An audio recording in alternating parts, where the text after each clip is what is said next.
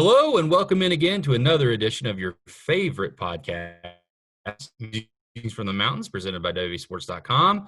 I am the managing editor / host of the show, Keenan Cummings. And I'm staff writer, Patrick Kotnik. Yes, he is.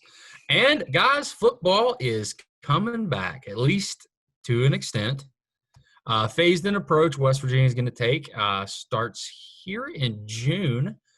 First going to welcome back coaches. And they're going to welcome back players. And hopefully you get to the point where if everything goes okay with these voluntary workouts and everything that has to be done on that front, might get some organized football, Pat. Might get some fall camp, maybe, if everything goes in the right direction. A lot of things have to happen between now and then. They're going to take, obviously, social distancing measures and take care of everything on that front. They're going to have to sanitize equipment. Equipment's going to be moved outside for these voluntary workouts. Numbers of players are going to be monitored that's able to do it.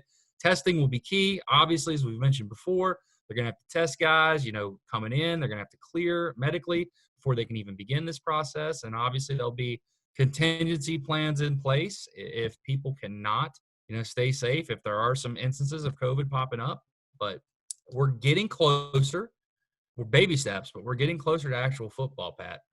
Yeah, I mean, this is kind of what we expected, was kind of like a phase-in approach, having players, coaches come in waves. Some of the other protocols, as you mentioned, Keenan, some of the equipment's going to be moved outside. They're going to be sanitized, and then, face coverings worn in all common areas, daily screening, temperature checks, kind of what you would expect. The thing I'm kind of wondering about is you're seeing players, you're seeing, like, there's a player for Oklahoma State who tested positive. Is the biggest key in all of this is, as players return to campus, is if someone gets tests positive for COVID-19, can they find a way to continue on despite that? I mean, I feel like that's almost a no, but if, obviously I'm not a medical expert, but I feel like that's the biggest key in all of it is can there be a solution to if, a player tests positive and not stopping everything? It's kind of a wait and see approach, but yeah, as players and coaches make their way to campus, I mean, it's just it continues to show that signs are pointing to football being played this fall. Speaking of football, season ticket update, 13,200, I believe, was the total of the priority deadline as the end of the day. Millions are still coming in, so that number is going to increase. It's lagging behind typical. Usually it's around 25,000, around in that area, 25, 20, around in that area. So lagging behind a little bit, but that number is going to increase, and that's a good news for West Virginia. So right now, they're still looking at ways, what's going to happen in regards to any attendance measures that might have to put into place, keeping up with stand-up guidelines and that kind of deal. But I think right now what West Virginia is really focused on is trying to get as many season ticket holders as they can, because they're going to be given priority. If you have a season ticket package, you will be given priority if there are any restrictive attendance measures in place. But that is a bridge we'll cross when we get there. Football, more football, and exciting football news. West Virginia has a punter, Pat, out of the transfer portal for the second year in a row. Tyler Sumpter, the first and only player that played at Troy for Neil Brown that is coming to West Virginia, plans to get here. I think he plans to arrive right around June. A graduate transfer, kicked for Troy for 3 years, a redshirted a year under Neil Brown, so he was there under Neil Brown for 3 years. Only scholarship offer he got out of high school, so there's already a connection there. He's a kicker / punter, but he's going to punt for West Virginia.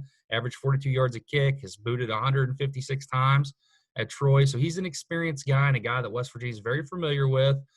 Coming in as a walk-on, too, which I think is absolutely critical to get a guy with that much experience. And there's a reason for that, too. Not only the connection to Neil Brown, his family is from the 100 area. So right outside Morgantown, they're familiar with the area. They're all fans of West Virginia. So it's a big homecoming of sort. And also had one of the coolest commitment videos you'll ever see, right, Pat? That was one of the greatest commitment videos I've ever seen. I mean, well done to whoever produced that.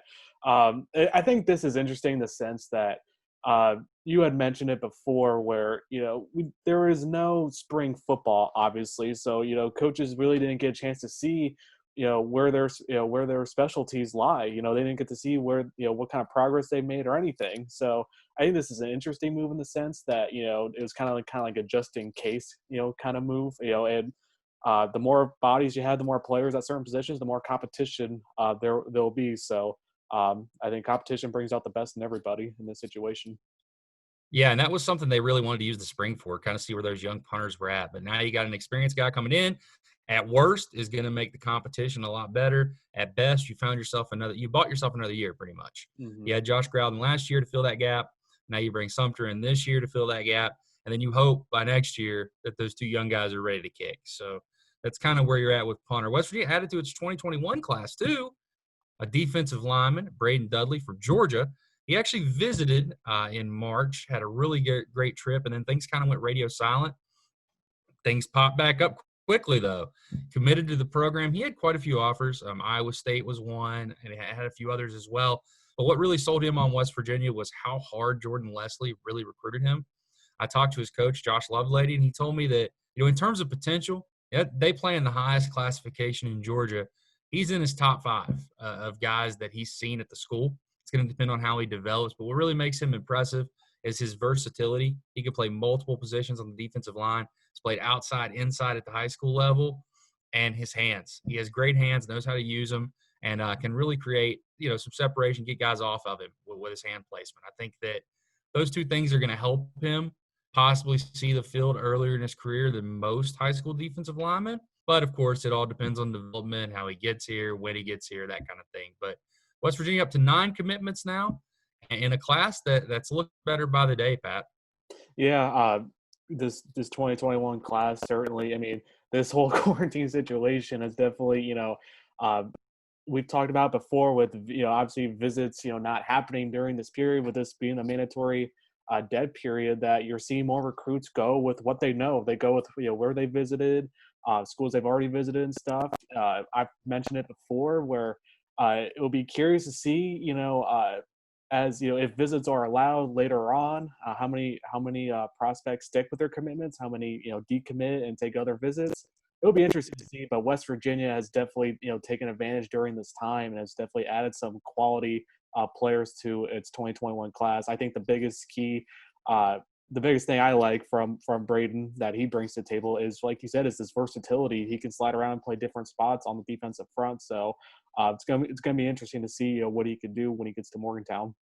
Yeah, and I think something that was really interesting from his coach as well is, he had a lot of SEC interest too.